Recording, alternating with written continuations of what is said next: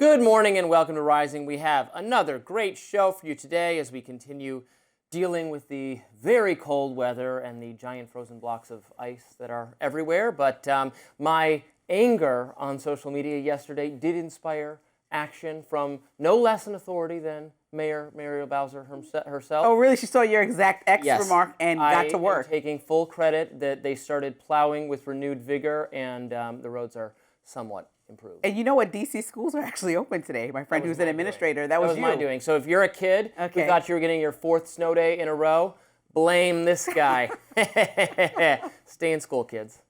Coming up on Rising, we'll get into the Democrats' 3 main immigration enforcement demands to avoid a government shutdown. Plus, Pennsylvania Governor Josh Shapiro slammed the Biden administration for what the governor said was failing to connect people to high-speed affordable internet. And rapper Nicki Minaj appeared with President Trump on stage and said she might be his, quote, biggest fan.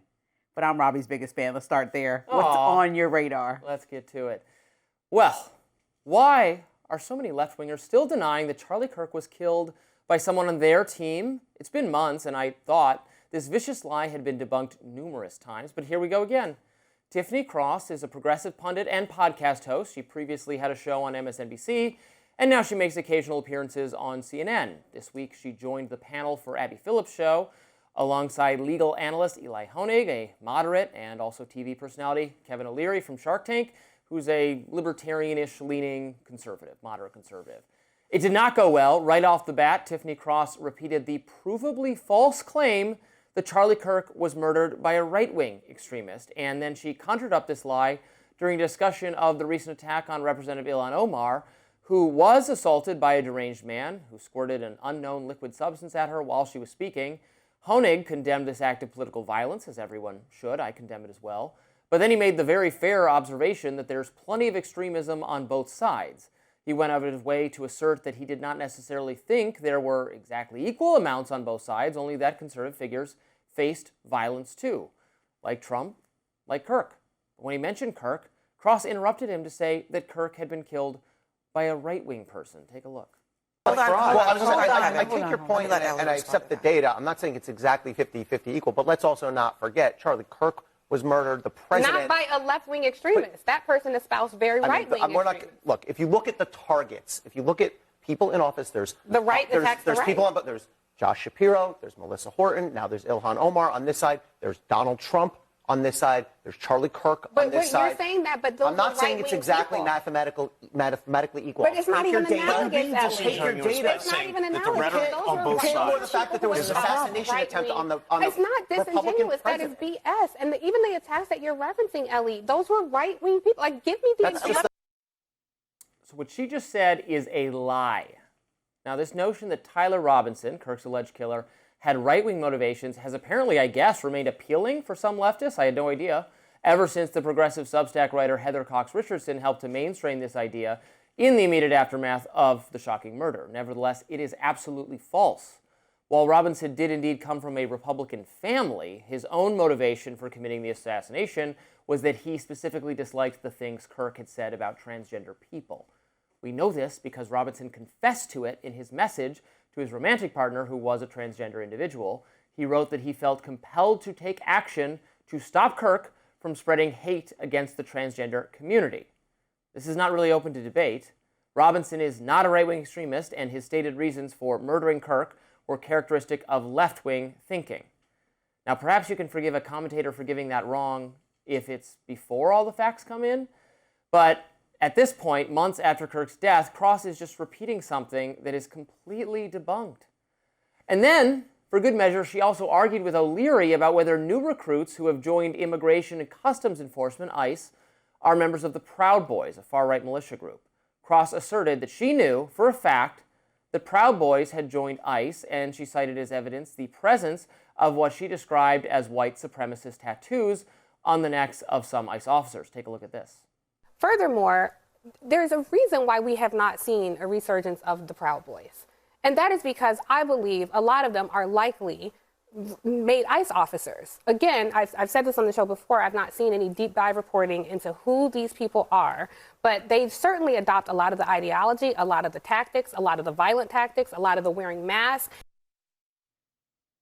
When challenged by O'Leary, and to her credit, Abby Phillip, Cross doubled down. Tiffany, you're saying that you're just making a supposition here. There's no concrete evidence of you got to be actual careful. Proud Boys That's members. way there was offside. some supports. DHS. There These was are some men and Well, women actually, serving the we government. have seen white supremacist tattoos. Risking their lives, on- serving the government. Risking their and you're lives, they're calling taking them, lives, You're calling them Kevin. Proud Boy militia. You're- Did you say that? Well, I did not call them has been Proud some Boy reporting militia, that but Tom I think it's Homan disgraceful You're that you're way sitting offside. here. Tom Homan coming I'm to actually not. being But I put in think that there charge. are white supremacist tattoos on their White necks. We have seen- supremacist federal officers. Yeah, white supremacist federal officers. Like, where? Now, there may be former Proud Boys who are members of law enforcement. There might even be members of law enforcement who do have white nationalist tattoos. It's true, I looked it up, that one ICE agent attracted some attention for having a Norse tattoo that some people claim is a far-right signifier. I would caution about reading too much into this in general, however, because tattoos mean different things to different people. In fact, for 20 years, Graham Plantner, a Democratic candidate for Senate in Maine, had a tattoo that was plausibly associated with Nazi iconography on his chest. He claims he didn't know that's a Totenkopf and what that means. But Tiffany Cross suggested there were so many Proud Boys joining ICE, it was having an effect on the former group's organizing capabilities. She said there's a reason why we've not seen a resurgence of the Proud Boys, and that is because I believe a lot of them are likely made ICE officers. That's not the reason we've seen less from the Proud Boys. We've seen less from the Proud Boys because they were sued, and many of them were put in jail following January 6th. Enrique Tarrio, the former chairman of the Proud Boys, was in prison for 2 years after being convicted of having organized the January 6th riot at the Capitol. Tarrio was also revealed to have been an FBI informant, by the way, in 2012 and 2014. So in that sense, yeah, there have been Proud Boys working for the federal government, but I actually don't think that's what Tiffany Cross meant. Oh, and so much here. I know we don't have too much time, but I think... Come get your girl. Well, I'm not on the show to defend Tiffany Cross. I don't know her. Well, it's not. There's no way to defend her. I don't the Charlie Kirk well, remark. on the Charlie Kirk remark, that could be incorrect. I can speak to the broader.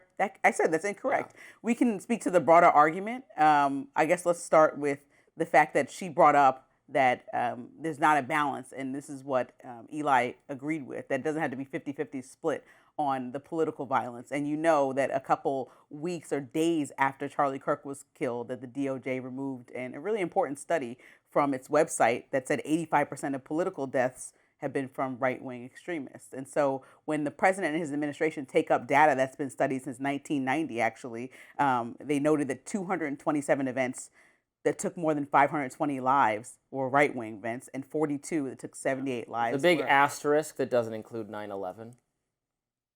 Which would be what? That would be considered. Which would be Muslim terror. It wouldn't be right. But that's what I mean. So why would we include that? I understand that. So if argument, we just count, this is why this exercise is silly overall, in my view. But you have to acknowledge. Wait, let me finish, because there's another layer to this that she's speaking to, calling like the police and ICE and whoever she's referring to as Proud Boys. Obviously, we don't have information about that or facts to prove that.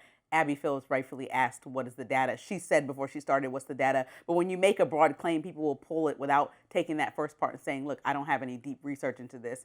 Maybe you should pause on saying it. But I will say that when you look at people that are rising within the MAGA coalition, like Nick Fuentes, and people say, I separate certain ideas from this extremely racist man, and he's somebody who's been held up as sort of the future or part of the leader or part of the party, well, you have to consider that there are racist people that are being compelled to listen to this guy. And then when you see the deaths at like supermarkets or mass shootings when they're churches in Charleston, when they're killing people of color specifically because they have white supremacist ideals, well, you can understand how this is all correlated. And if the right wing is embracing somebody like Nick Fuentes and then people are killing people because of white supremacy ideals, well, what party do you connect that to? And so that's our broader point. I mean, he advocates racism. He doesn't advocate violence, and I don't think anyone has cited him as an influence who's. But if the thought is that people of color, whether they're migrants, any people of color are taking certain areas and too much of the U.S., and it's supposed to be this white normalized place, and so by their presence, they're taking things from you,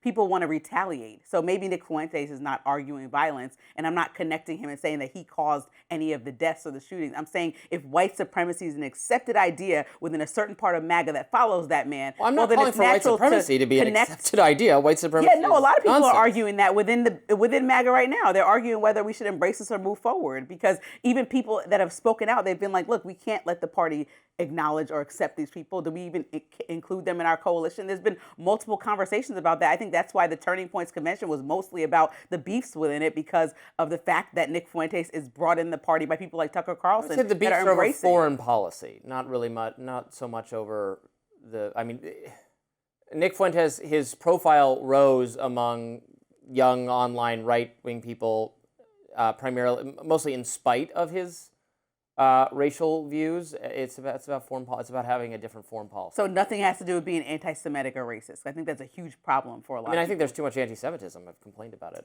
My point. So that's what I'm saying. When you propel people like that, and then there's violence around religion or race, well, Tiffany Cross is just crossing that line and But showing she's pretending, she's delegitimizing and saying that it's all. I mean, that's what she said. It's all right-wing violence. And I said I'm not here to defend her whole entire statement. I'm just trying to make sense of what I heard, and that's what I got from it. And I don't like the idea that you can tell the tattoos thing gets overinterpreted in both directions. I said this when we talked about Graham Plantner, that You did. I don't know, man. He was drunk in a bar in wherever it was, Denmark, Norway, I can't remember. All right, the new video of Alex Preddy clashing with immigration enforcement just 11 days before he was fatally shot. We will discuss that. Stay tuned.